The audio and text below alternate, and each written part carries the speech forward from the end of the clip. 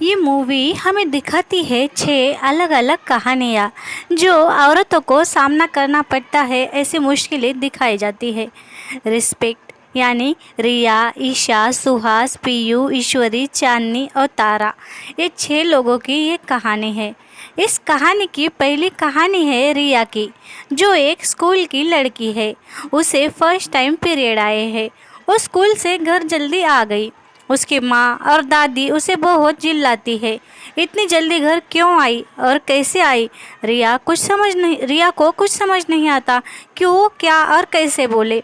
वो कहती है, पेट में बहुत दर्द हो रहा था, मुझे कुछ समझ नहीं आ रहा। पर उसकी दादी कहती है, स्कूल से तू भाग तो नहीं आई, पढ़ाई से पीछा छुड़ाने का बहाना तो नहीं बना रही। और अपने ही धुन में बड़बड़ाती दादी उस पर चिल्लाती है। रिया दादी की बातों से बहुत परेशान हो जाती है और चिल्लाकर माँ से कहती है, मेरी मैम ने कहा है पीरियड आए हैं और मुझे पैड के लिए पैसे दिए और कहा घर जाओ, 3-4 दिन आराम करो। अब दादी और माँ को समझता है और वो दोनों हंसती है और उसे समझाती है। दादी रिया पर चिल्लाती है, कहती है, पागल लड़की, सब घर गंदा कर दिया तूने, घर में मत घूम, एक जगह बैठी रहे और भगवान के पास तो मत जाना। अब वो अपसेट बैठती है। दादी कहती है, तुझे दर्द हो रहा है ना, सहन कर, सबको यही दर्द सहना पड़ता है। दादी कहती है, इस शहर में जितना हो सके उतना हमें पालना चाहिए। पहले तो हमारे यहाँ पीरियड आई औरतों के लिए घर के बाहर छोटी सी जगह बनाते थे, उसके लिए सब सामान अलग से रखते थे। अभी उतना नहीं हो पाएगा, मगर तू सारे घर में मत घूम, एक जगह बैठी रहो, भगवान के मंदिर की ओर तो जाना भी नहीं। तब रिया कहती है, यानी अब मैं डांडिया खेलने नहीं जा सकती क्या? पर मैंने तो 15 दिन प्रैक्टिस की है दादी। अब दादी कहती है, नहीं, अब घर में ही बैठो, उस तरफ आना भी नहीं, हम दोनों जाएंगी। अब रिया अपने पापा को कॉल करती है। पापा से कहती है, पापा मुझे पीरियड आए हैं, ये दोनों मुझे कुछ भी बोल रही है, मुझे तो मंदिर को जाना है। पापा कहते हैं, घर आकर बात करेंगे, अभी काम में हूँ। अब रात में पापा से कहती है, पापा ये दोनों देखो ना, मुझे कैसे बात कर रही है, कह रही है मैं डांडिया खेलने नहीं जा पाऊंगी। पापा कुछ बोलते उसके पहले माँ और दादी उसे डांटते हैं। अब घर में उसकी बातें कोई सुनता नहीं, वो रोती हुए रात भर बैठती है। अब दूसरे दिन उसकी फ्रेंड जिगना आती है और कहती है, मैं एक आइडिया देती हूँ, देख, तेरी माँ और दादी मंदिर में आने से पहले हम डांडिया खेलेंगे और मंदिर में वो आने से पहले घर वापस आ जाएंगे। अब ऐसे ही अब ये दोनों रात में वहाँ जाकर गरबा खेलती है, मज़ा करती है। मगर उसकी दादी और माँ वहाँ आ जाती है। दादी उसे वहाँ आकर एक ज़ोर का थप्पड़ मारती है। अब मंदिर का पंडित भी रिया पर बहुत चिल्लाता है। रिया कहती है, मैं यहाँ आई तो मैंने कौन सा गुनाह कर दिया, यहाँ मैं आई, यहाँ पर खेली, हम रोज़ यहाँ पर आते हैं और आप भी रोज़ यहाँ पर रहते हो। वो राधा है, वो कृष्णा है, राधा भी एक औरत है, उसे भी तो पीरियड आते होंगे, उसे कभी कृष्ण भगवान ने 4 दिन के लिए अपने से अलग तो नहीं किया, फिर मुझे क्यों मंदिर से बाहर रहने को कह रहे हो आप। उसकी यह बातें सुन पंडित उसे कहता है, इस लड़की को घर ले जाओ, ये लड़की बहुत ही बदतमीज़ है। और उसकी दादी माँ उसे घर ले आते हैं। अब दूसरे दिन रिया ये सब बातें उसकी क्लास से और उसकी मैम से शेयर करती है। तब मैम उसे कहती है, तुम अभी मासूम हो, तुम्हें ये सारे क्वेश्चंस आना सीधी सी बात है, मगर जब तुम बड़ी हो जाओगी तो तुम्हें इन सब बातों की आदत हो जाएगी। तब रिया कहती है, मैम मुझे इस बातों की आदत ही तो नहीं कर लेनी है, इसीलिए तो मैंने आवाज़ उठाई है। क्यों हम डरते हैं इन बातों से, हम क्यों नहीं जा सकते मंदिर में। अब ऐसे ही उसकी मैम उसे समझाती है और उसकी मैम को भी उसकी बातें अच्छी लगती है। उसकी मैम कहती है, हाँ पीरियड कोई बुरी बात नहीं है, वो तो अच्छी बात है और ये सब नेचुरली है, इसलिए हम मंदिर क्यों ना जाए। अब यहाँ शुरू होती है दूसरी कहानी, जो कहानी है ईरा की। ईरा की शादी होने वाली है और उसकी माँ उससे पूछ रही है कि बेटा तू अपसेट क्यों है, तू खुश तो है ना इस शादी से। तब वो कहती है हाँ। माँ कहती है फिर तू ऐसे नाराज़ क्यों दिख रही हो। वह बहुत अपसेट थी, शायद उसे इस शादी से कुछ खुशी नहीं थी। शादी का घर था मगर उसका दिल कहीं लगता नहीं। उसके पियोंसे का कॉल आता है मगर वो उससे बात नहीं करती। और किसी सुहास का कॉल आता है जो उसे घर से बाहर बुला रहा था। ईरा छुपते छुपाते घर से बाहर जाती है। तभी घर के बाहर उसके सारे घर वाले उसे रास्ते में अड़ाते हैं। वो कहती है पियोंसे का फ़ोन है, वह बाहर बुला रहे हैं, उन्हीं से मिलने जा रही हूँ। अब ईरा के घर वालों के बातों से लगता है ये लोग शादी के पहले दूल्हे से बात भी नहीं करना ऐसे ख्यालात के हैं। ईरा का चाचा कहता है किसी सहेली को साथ लेकर जा। तब वो कहती है सुहास है साथ में। उसका दूसरा चाचा कहता है सुहास को तो बाइक रेस से छुटकारा भी नहीं मिलता, वो तेरे साथ क्या आएगी। यानी ये सुहास इसकी सहेली थी। मगर ये दोनों, अब हमें यहाँ ये समझ आता है कि ये दोनों रिलेशनशिप में थी। ये ईरा और सुहास लेस्बियन थी। सुहास कहती है मैं नहीं रह पाऊँगी तेरे सिवा।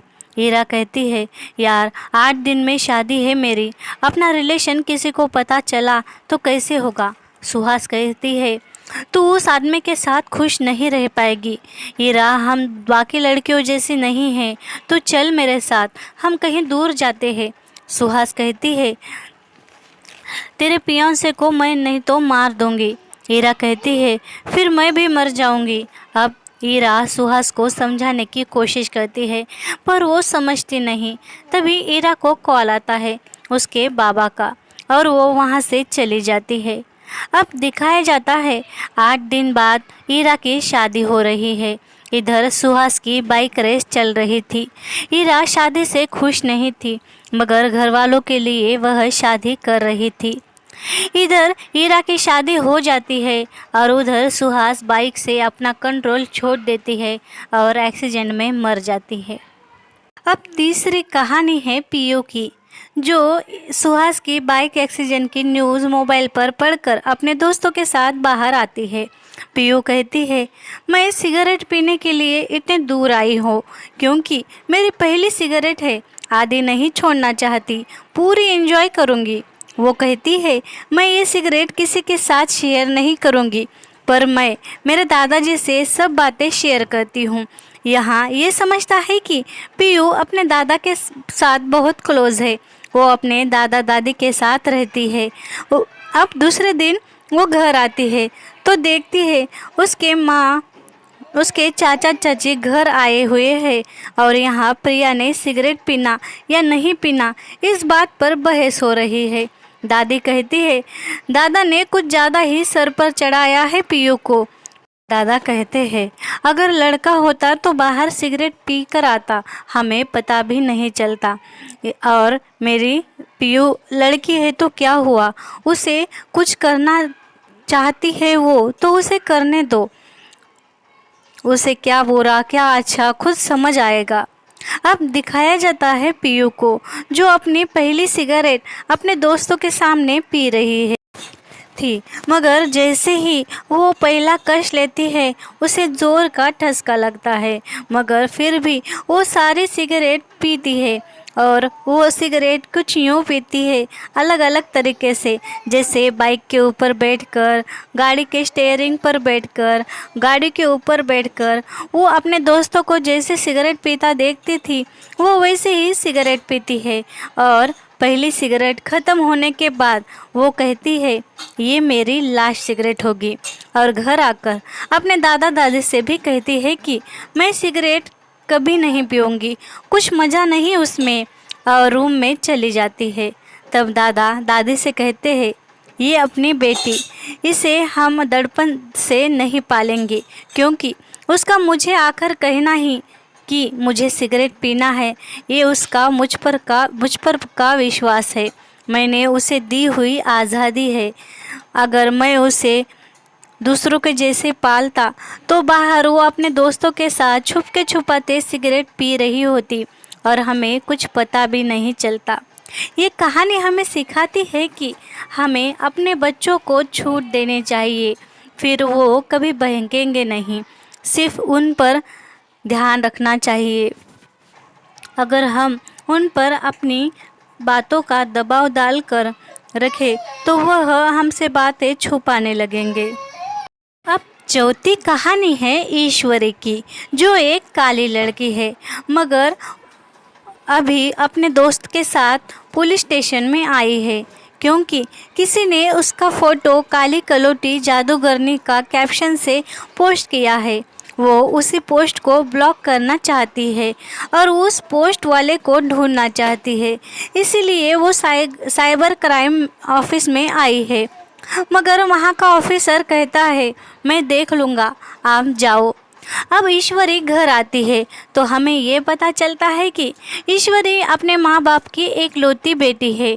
उसकी माँ और पापा उससे बहुत प्यार करते हैं, मगर उसकी माँ उसकी शादी को लेकर थोड़ी परेशान है।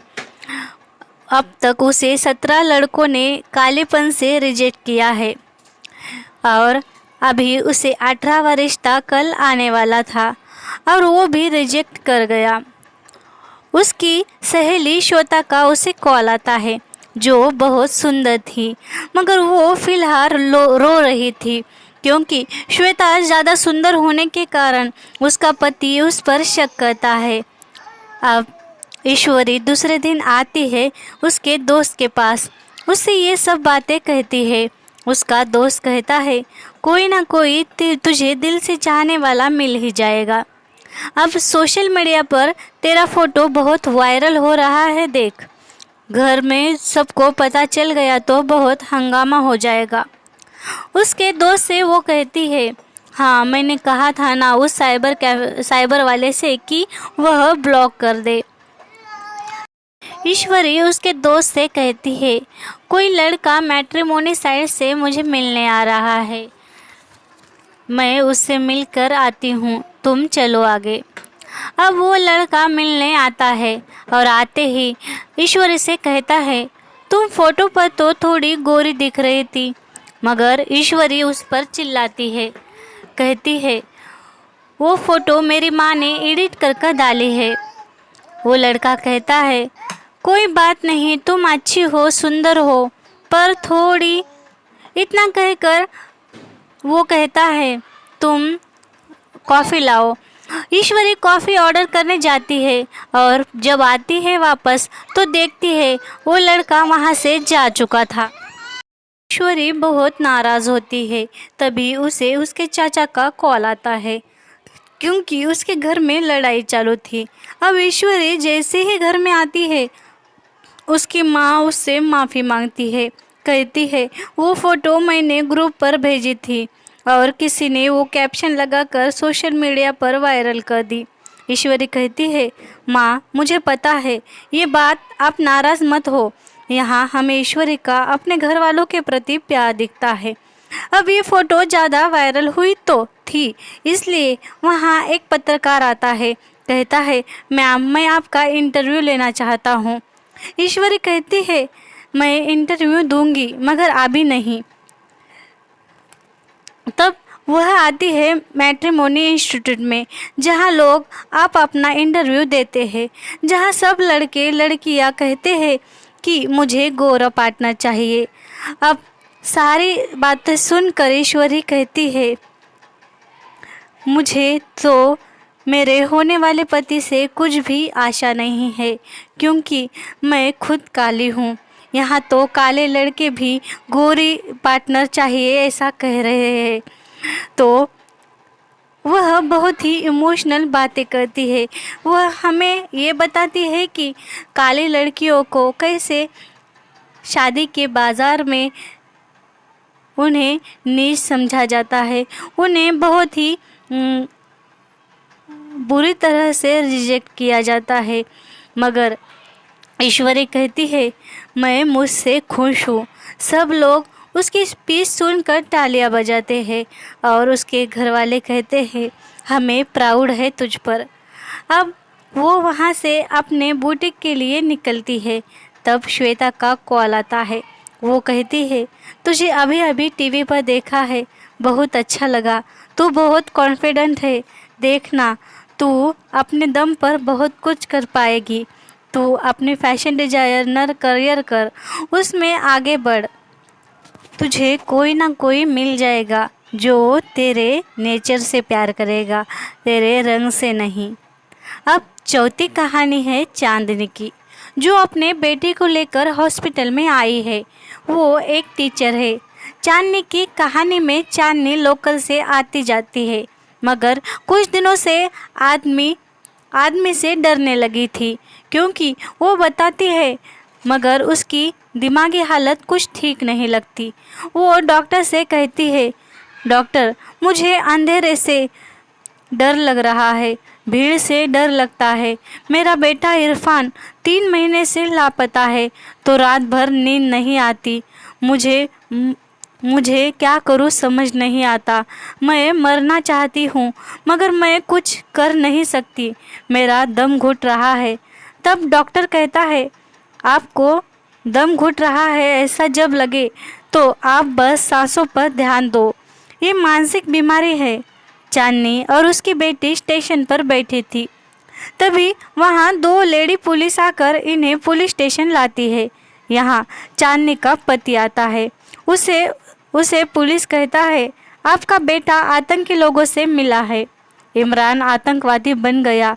ये बातें सुन तो चांदनी को बहुत बुरा लगता है। उसका पति कहता है और पढ़ाओ बेटे को, इंजीनियर बनाओ।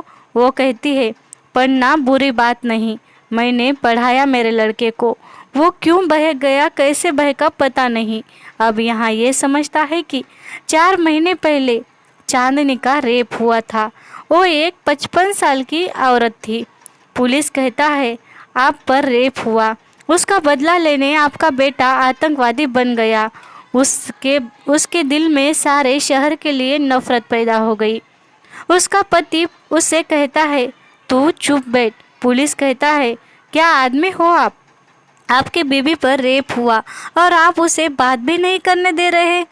तब चांदनी कहती है मेरे शरीर के घाव तो भर गए साहब, पर मेरे दिल के घाव कैसे भरेंगे।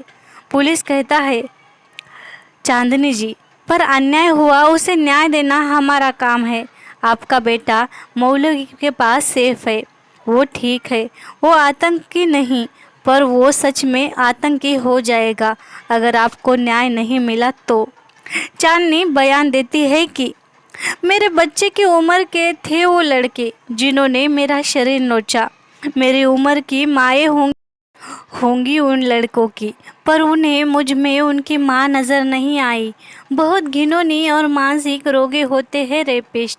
मैं 4 महीने से डर के साए में जी रही हूँ, पागल हो गई हूँ, पर मैं आज बोलूँगी। मैं घुट रही हूँ अंदर ही अंदर। आज मैं बोलकर आज़ाद होना चाहती हूँ, सुकून पाना चाहती हूँ। मैं एक टीचर हूँ, मैं बच्चों को संस्कार देती हूँ, न्याय अन्याय की बातें सिखाती हूँ, मैं उन्हें अन्याय से लड़ना सिखाती हूँ। फिर मैं ही कैसे न्याय से वंचित रहूँ। मुझे न्याय चाहिए साहब। अब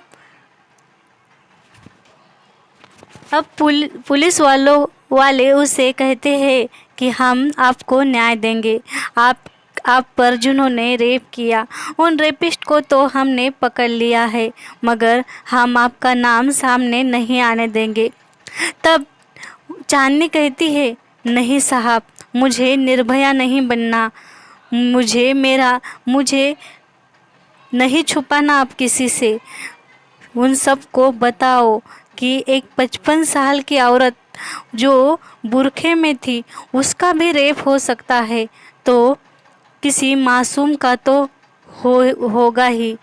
हमें ऐसे लोगों की सोच से डरना चाहिए और उन्हें सज़ा देनी चाहिए। अब पांचवी कहानी है जो छठी लड़की है तारा उसकी, जो एक किसान की बेटी है। उसके बाप ने सुसाइड कर ली। उसे 1 लाख रुपए मिले थे मगर वो कर्जे में चले गए। अब उनके बहुत हाल हो रहे हैं, इसलिए वो बाकी के पैसे लेने तहसील ऑफिस में आई है। ऑफिसर कहता है तुम्हारी माँ कहाँ है? तो तारा कहती है माँ की दिमागी हालत ठीक नहीं, जब से बाप मरा है वो पागल हो गई। वो कह अब तारा कहती है मेरा बाप तो शराबी भी नहीं था, बस किसान था। उसे तो खेती करके दूसरों का पेट पालना आता था, मगर पानी ना गिरने की वजह से हमारी खेती का सारा पीक खराब हो गया और कर्जे में डूबा मेरा बाप। उसने सुसाइड कर ली। अब यहाँ घर पर उसकी माँ कहती है तू तेरा कॉलेज बंद कर और मेरे साथ काम पर चल।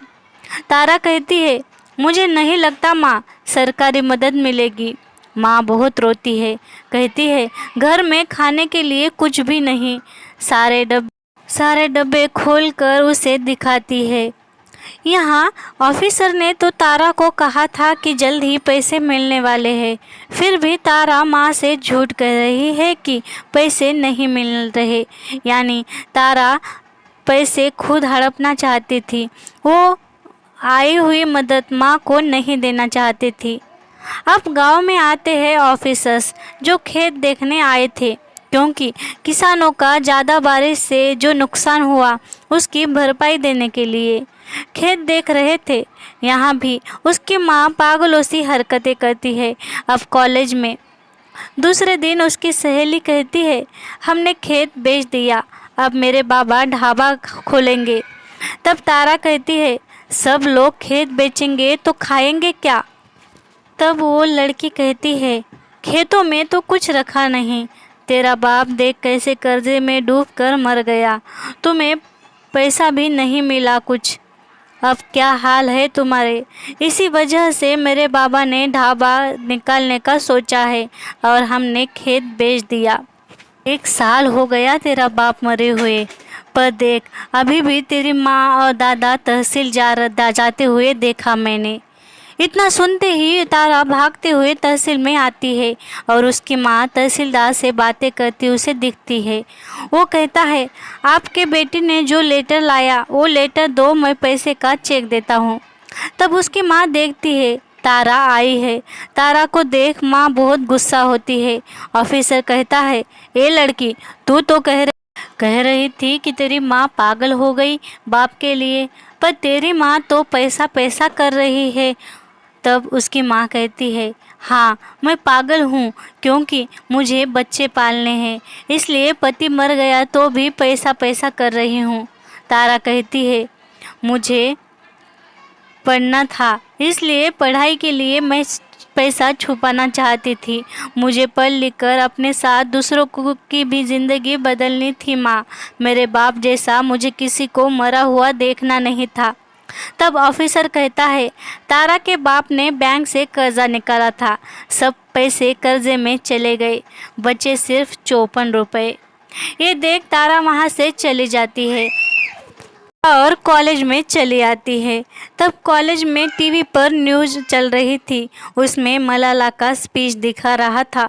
मलाला यूसुफजई अपनी स्पीच में जो बातें कहती है उससे इंस्पायर होकर तारा भागती हुई एक कंस्ट्रक्शन साइट पर आती है और वहाँ पर आकर काम मांगती है। वहाँ ठेकेदार उसे काम दे भी देता है।